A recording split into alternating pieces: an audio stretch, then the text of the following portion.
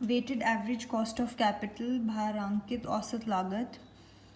जब हम specific cost calculate कर ली, डेट की भी कर ली, इक्विटी की भी कर ली, तो हमको देखना है कि कंपनी को पूरी जो सारी कैपिटल है उसकी एवरेज कितनी कॉस्ट पड़ती है।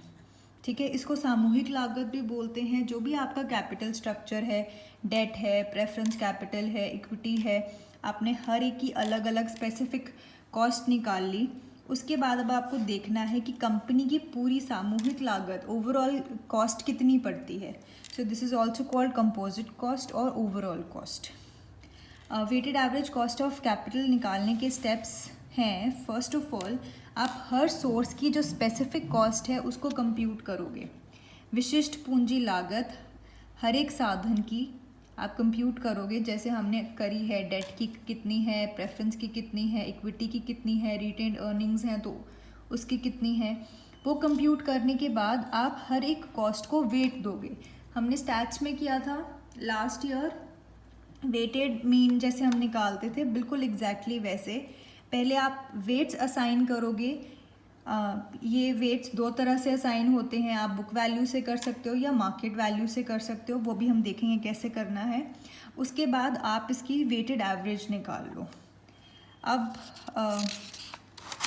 इसमें दो चीज़ें हैं, या तो आप इसको बुक वैल्यू से कर सकते हो या मार्केट वैल्यू से।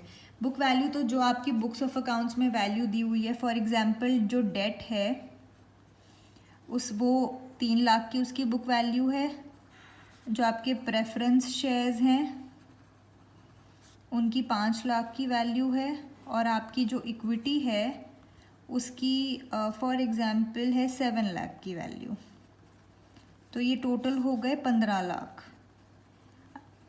आपकी टोटल कैपिटल यहाँ पे 15 लाख की है, जिसमें डेट 3, 5 है प्रेफरेंस और इक्विटी है 7।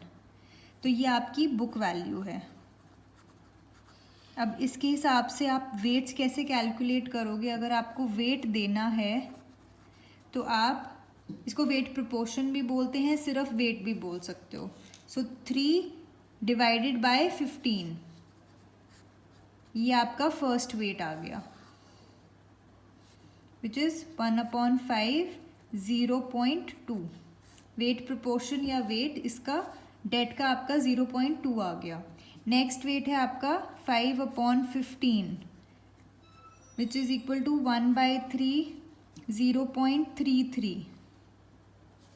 थर्ड वेट आएगा आपका 7 lakh upon 15 lakh, which is 7/15, which will be equal to 0.47 I think. तो जब आप इसका टोटल करोगे तो आपका टोटल जो वेट का प्रोपोर्शन आएगा वो 1 के इक्वल आएगा। This is sigma weight. ठीक है, ये आपके वेट्स ऐसे निकलेंगे। जो भी आपकी बुक वैल्यू है स्पेसिफिक सोर्स की, उसको आप total book value, total capital से डिवाइड करोगे, आपके पास अलग अलग वेट्स आ जाएंगे।